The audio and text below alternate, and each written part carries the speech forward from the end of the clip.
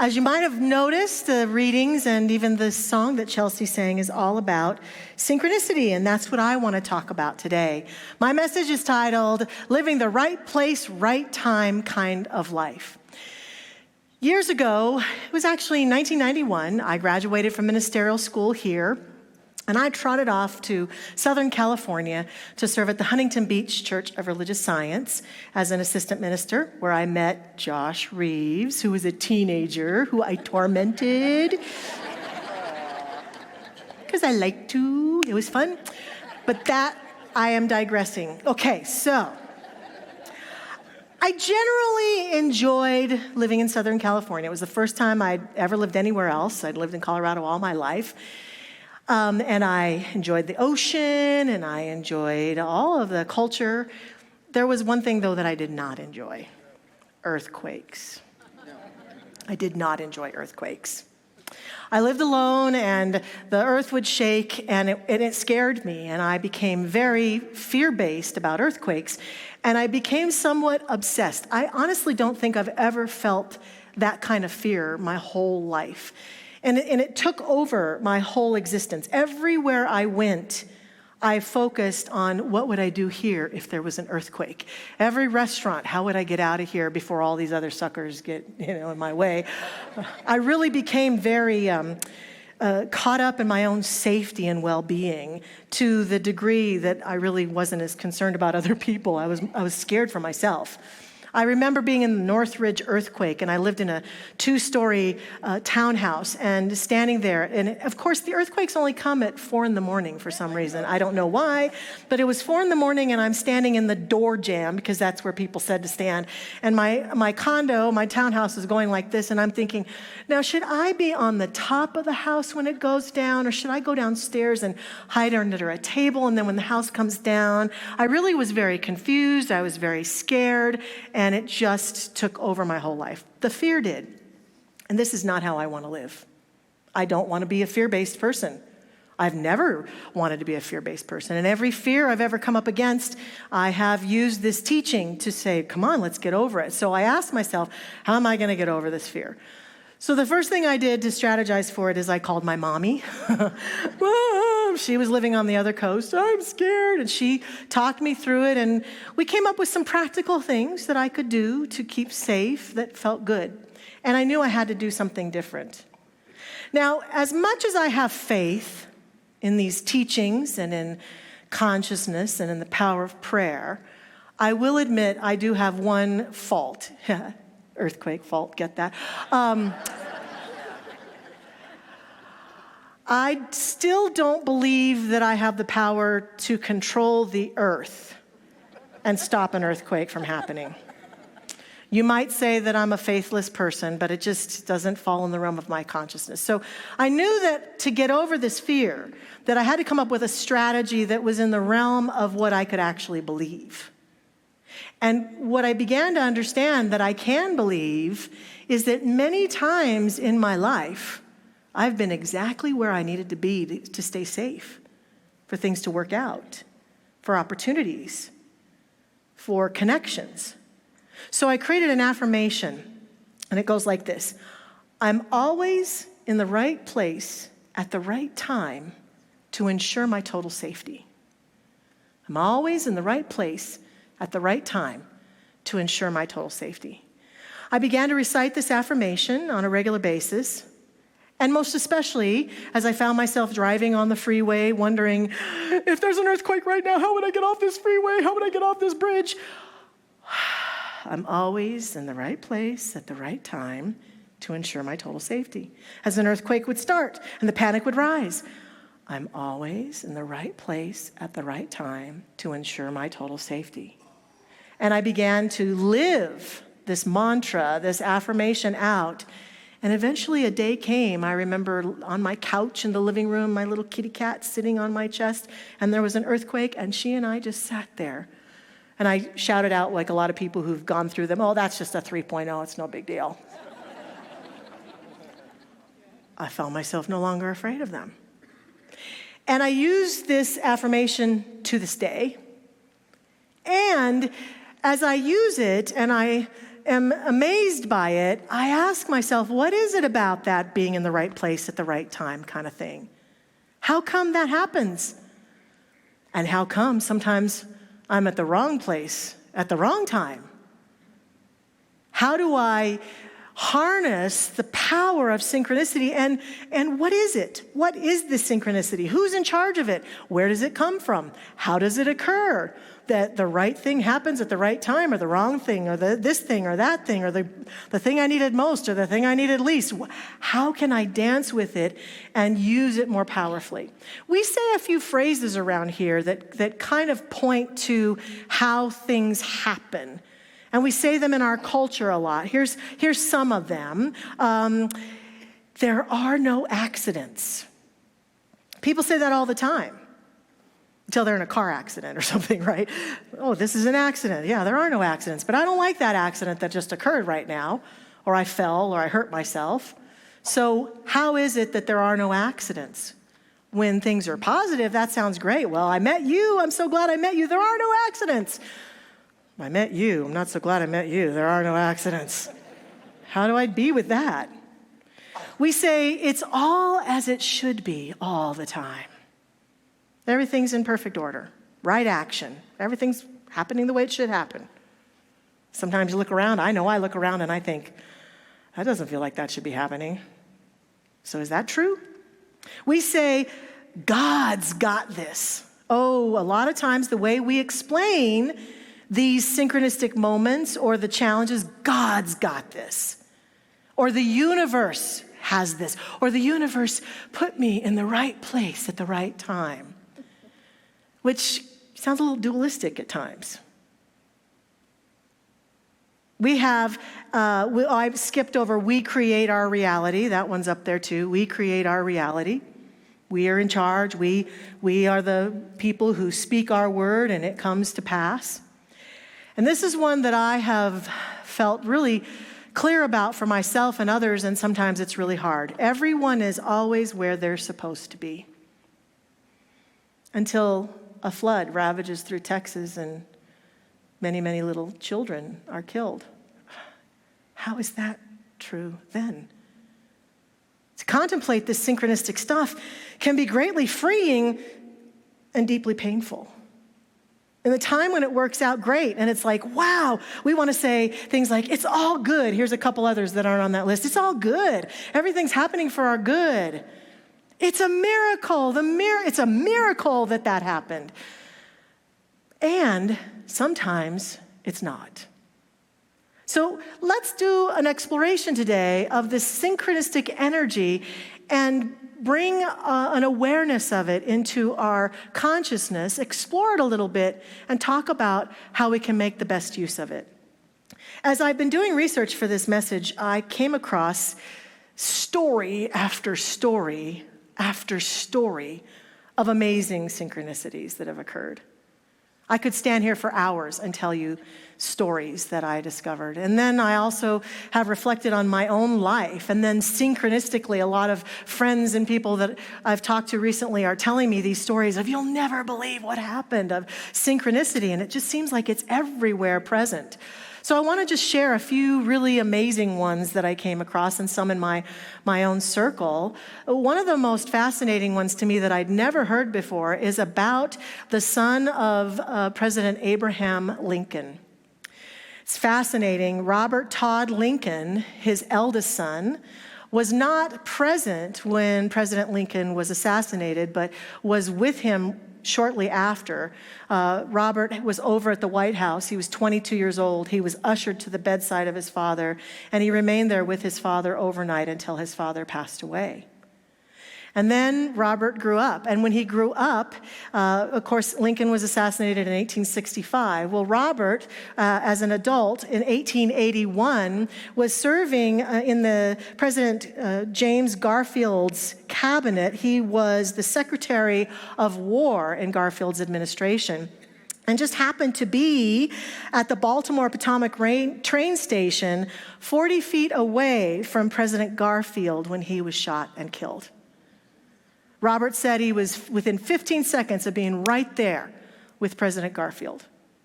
Okay, so his father is shot by an assassin. Doesn't occur a lot in the life of our presidents. And then the next president that was assassinated, Robert was there. But that's not the end. In 1901, Robert was at the Pan American Exposition. He was at the Temple of Music when President William McKinley was also assassinated. Wasn't with him, right near him, but nearby. I hear stories like that, and I think, how does that happen? How is it that one man is in these rare instances that occur? What's the synchronicity there that brought him into those experiences? And it makes me ponder. I'm curious about it. I'm fascinated by it. Now, of course, Robert has long since passed on, so we can't talk to him about it. But if we talk to people in my real world circle, there's one very near and dear to me, my husband, Ken. Technically, my husband, Ken, should have slipped the earthly bonds many times this lifetime. Thank God he hasn't. He's still here. And yes, we can applaud that. Ken Chrisman's still here. I'm grateful for that too. When he was in the service in the Army, he was in a battle situation where he was with a team of men, and he went left and they went right. They did not make it out, and he did. Synchronicity. Ken should have been in the World Trade Center on 9/11. But he was working with a team of people who worked in the Trade Center, and they had a meeting just before he was to fly out there on 9/10 or 9/11, and they decided that the team wasn't ready for him to come and do what he needed to do, and so he postponed his trip. And he is alive, but his whole team was killed. What's that about? How does that happen? I'm grateful for it. And what is the guiding point? What is the synchronistic point that makes that happen? And I could tell story after story about Ken Chrisman. He's like a cat, 9 lives, I think, is what it is. That's why he must love cats so much, right? Okay, that must be it. What is this about? So the things that I have explored in contemplating this include things like, well, is it luck? We might be tempted to say, well, some people, they're just lucky. And some people are unlucky. I don't know. It doesn't seem like it's luck, because we all have moments where we're lucky and moments where we're unlucky, or appear to be anyway. So I'm not sure that it's luck, that it's some random activity in the universe. Is it that some people are more intuitive or psychic and they have some deep knowing that guides them? Well, that could be. So I explored that a little bit. And then there were all sorts of stories about very intuitive people and psychics who had experiences that they didn't see coming.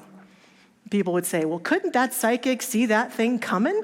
Wouldn't they have known that was going to happen if they were so psychic? I came across a riddle. Why did the psychic get hit by a bus? Her third eye was open, but her real eyes weren't.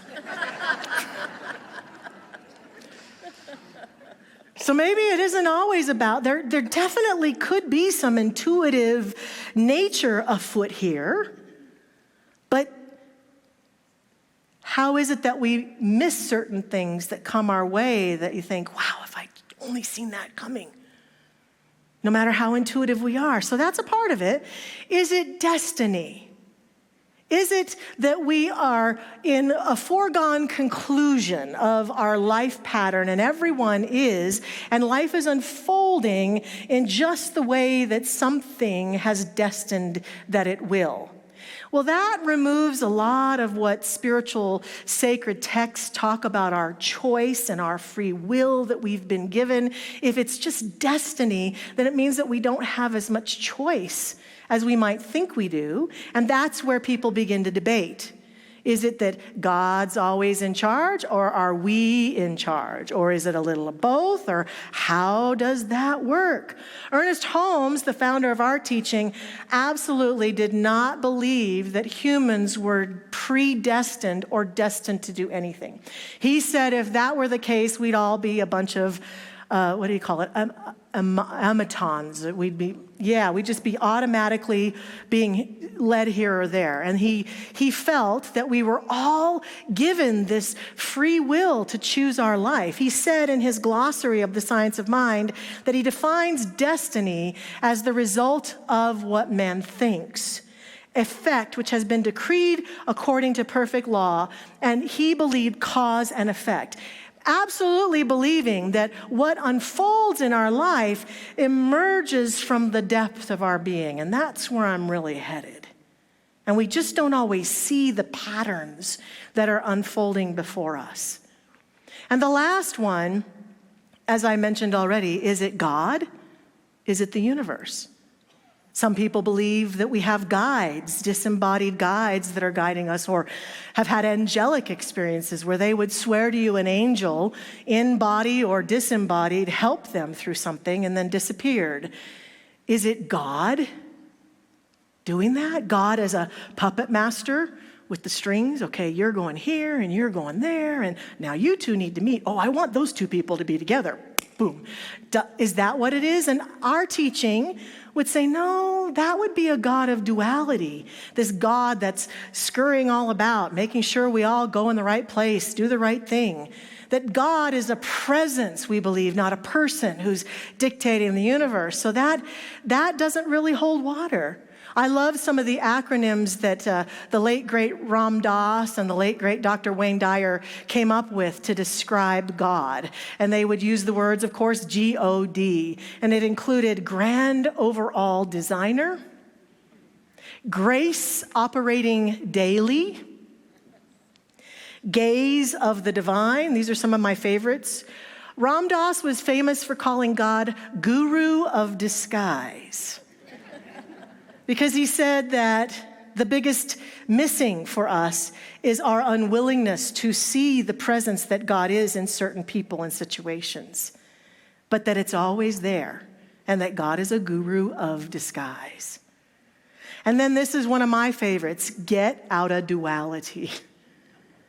Get out of duality. If we're out of duality, then it can't be God as puppet master up there in the sky, shuffling people about to his or her will. It can't be, because the lack of duality is oneness, meaning we're working always in concert, in co-creation, in harmony with the grand overall designer. Carl Jung, the great Carl Jung, had a lot to say about synchronicity. He said that it is a meaningful coincidence of two or more events where something other than probability of chance is involved. He believed that the coincidences that we have are not just random, but express a deeper order or connection between the inner world, the psyche, and the outer world of events. I think what he's pointing to is that when we are starting to awaken to the power of synchronicity, celebrating it or being present to it, we have to allow ourselves to explore the powerful levels of awareness that we operate in. And we operate in at least 3 levels of awareness, I think. The first one is the world of form.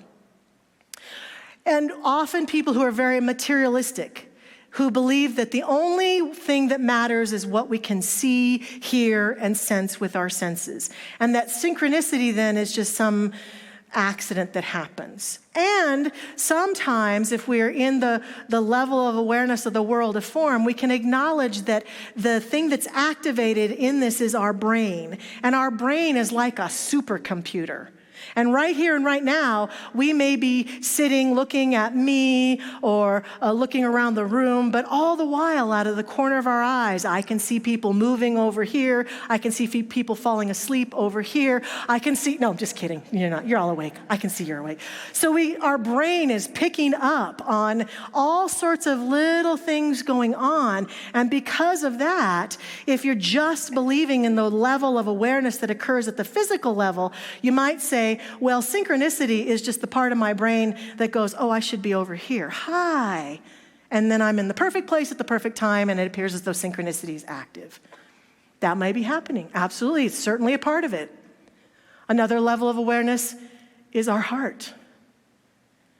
Some of us are very aware of our heart energy, of our heart coherence, of our emotions and our feelings. And we think that and experience synchronicity as a gut response. My gut just told me I'm supposed to be at Mile High Church today, and then look, there you are. Or there, the perfect song really helped me. Or the prayer that Reverend Zamir, oh, that was so perfect. There's like that heartful place of, oh, I'm right where I'm supposed to be. And so we lean into the heart and we learn about heart coherence and we learn how to follow our heart because people will tell us your heart will always guide you to the best outcomes. And so some of us have become very attuned. What does my heart say? What does my heart say about this? And then we'll follow that guidance and celebrate when it's wonderful.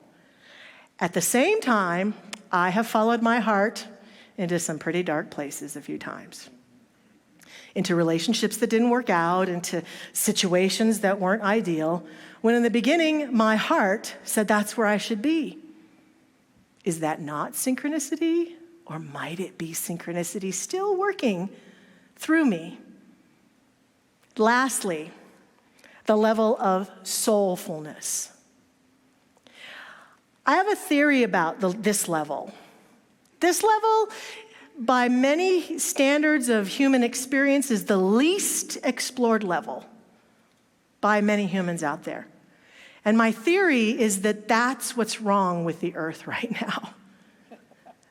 That if more humans would but delve into the level of their soul, we could solve so many of the things where we see unrest, unhappiness, inequality, where we see people suffering. Because the bottom line of this level, which I could make a whole other sermon about, is that if I go to that level and I experience the truth of who I am at this level, at the level of my soul, there is no way I could ever harm you, hurt you, criticize you, keep you from your good ever in any way, shape, or form. And I think that's what we are missing today so much, is that people are operating at this level. Thank you. Yes, I agree.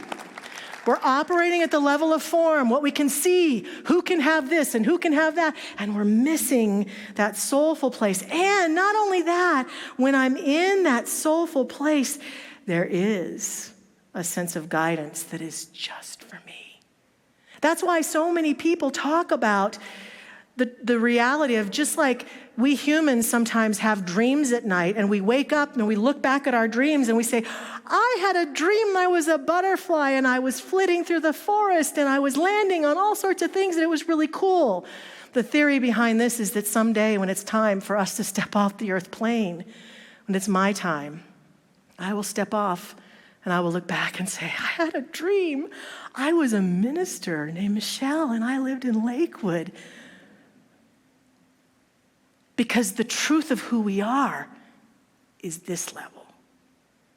And when we begin to delve into that place that is a part of the energy of who we are, synchronicity is a part of that. Because what also comes in that awareness of that level is the recognition that I am connected to the all that is and to everything and everyone in the all that is.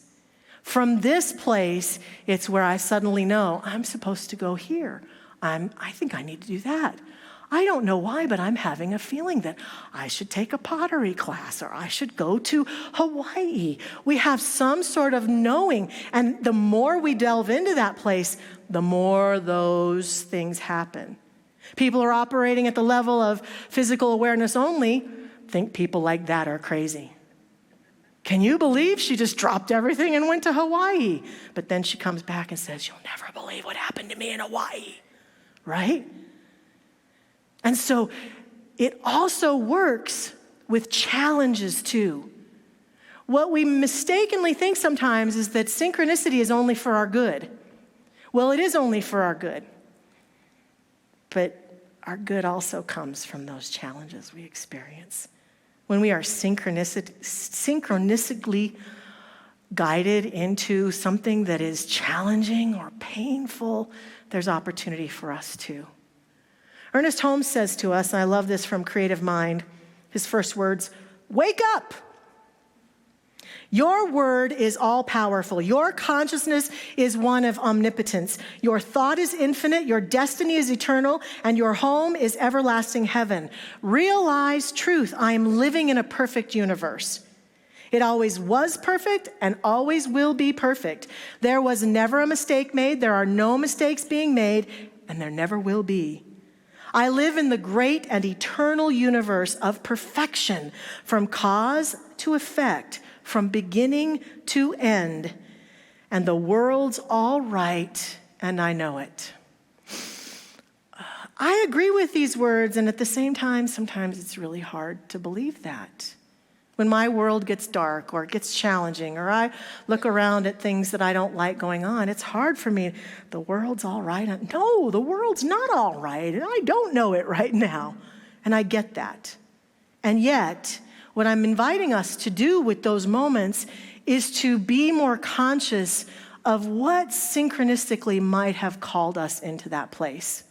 So this week, here's your assignment, if you so choose to live it out. If you want to play and dance with me with synchronicity more profoundly this week, here's what I suggest. First of all, we give up the notion that those synchronistic moments are miracles.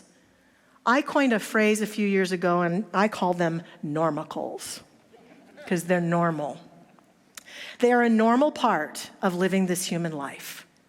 And synchronicity, when it shows up in any way, shape, or form, is an indication of the connection, the collaboration that we are in and as God, and the confirmation of that deeper level of life activated on our behalf. Any and all synchronicities. Just like Jung said, they are a reflection of that deeper place. So to activate them, what I believe we must do includes decreasing the chasm that might exist in our conscious awareness between the world of form and the world of soul.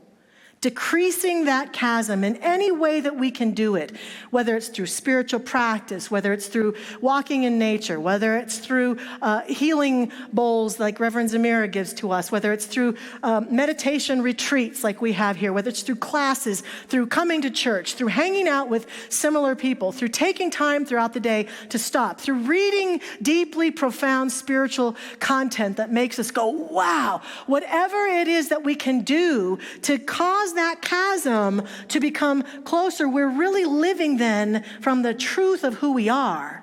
Not caught up in the world of form, not just led around by our heart, although both of those have value, but also utilizing the biggest, most important and impactful aspect of us, which is that soulful level. And in doing that, it feeds every other level of awareness that we have to experience.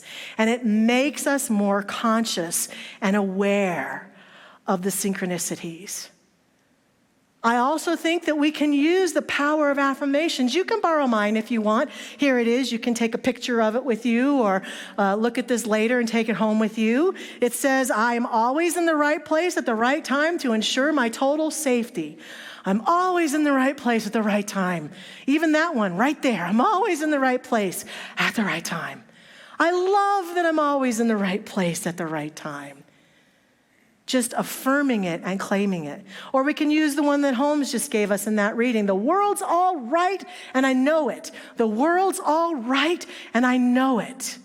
To begin to do that when we get afraid, or we get scared, or we feel like the synchronicity is going wonky or is not exactly how we want it, we can use the power, just as I did in those earthquakes, to just stop.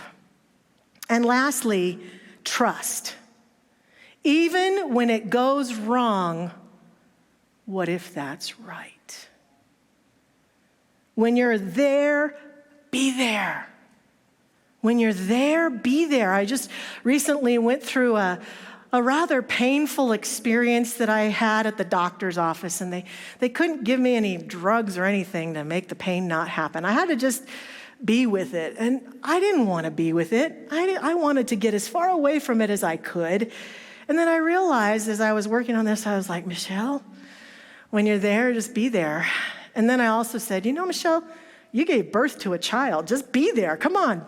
Be a girl and, be in it. And so I was like, yeah. And so I decided to just be really present to my body, to the experience that was going on. It was hard, but I'm grateful that I was able to just stay present and not use something to push it away or get rid of it. And that's, I think, synchronistic for me in my life to pay attention to. We have pain come up and we just want to get rid of it. But what if it's part of the synchronistic experience of our greater good? Oh, the great poet Mary Oliver says it beautifully. She says, someone I love once gave me a box of darkness. It took me years to understand that this too was a gift. Sometimes the synchronicity that shows up doesn't always feel awesome, but it's always a part of that deepest level of our being that is communicating to us that says, oh, my beloved, it's time to deal with this. And you want to know how you know it's time to deal with this? Because you're there. When you're there, be there. That is synchronicity. So have fun this week. I look forward to hearing your synchronistic stories. And I invite you to join me in prayer now. And I invite our practitioner prayer partners to stand with me as we pray together. And please know that at the end of our service, our practitioner prayer partners will be down front, and they are available to pray with you, to support you in any area of life. Please feel free to utilize their gifts and their service this day. And we surrender now into that prayerful place, joyously allowing ourselves to be right here and right now and feeling with great joy what a gift it is that we are beings who exist and operate within these levels of awareness. We can celebrate the beauty of the level of form and see the beautiful people, the beautiful experiences, the beautiful nature, the sky, all that exists. And we can be grateful for all that we have in our life in this level of awareness and celebrate. And we can feel the level of our heart awareness, to feel that there are beings that we love and who love us, to feel the connection of our own heart. No matter what it's feeling, whether today is a happy heart day or today is a sad heart day or a confused heart day or a curious heart day, wherever our heart might be today, oh, we are so grateful to be present to it. And we allow ourselves to fall into the awareness of the greatness of our being, that soulful awareness, that awareness that reminds us that we are spiritually magnificent, that we are connected, so connected. Never, ever, for one moment, in any state of disconnect. Though sometimes we may feel lost and alone, the reality, the capital R reality of each one of us is that we are always, always, and in always experiencing the nature of the divine. Right here, right now. And the more we know this, affirm this, and claim this for ourselves, the more we walk forward and feel the orchestral experience of our life unfolding beautifully, things coming together, things showing themselves to us with great opportunity for us to heal and move forward, to resolve, to celebrate. I accept and affirm that the great power and force of synchronicity is afoot for each one of us. And that as we awaken to it and we call it forth, greater and greater good is ours every day. A knowing what is ours to do, a knowing what is ours to be, a clarity about the pathway of our living unfolds, emerges, and reveals itself here, now, and every moment. I'm so grateful for this in our life. And in this gratitude, I simply release this prayer now into that law that makes it so. I let go in faith and trust and walk forward in love and joy. I let it be. I let it go. And so it is. Amen.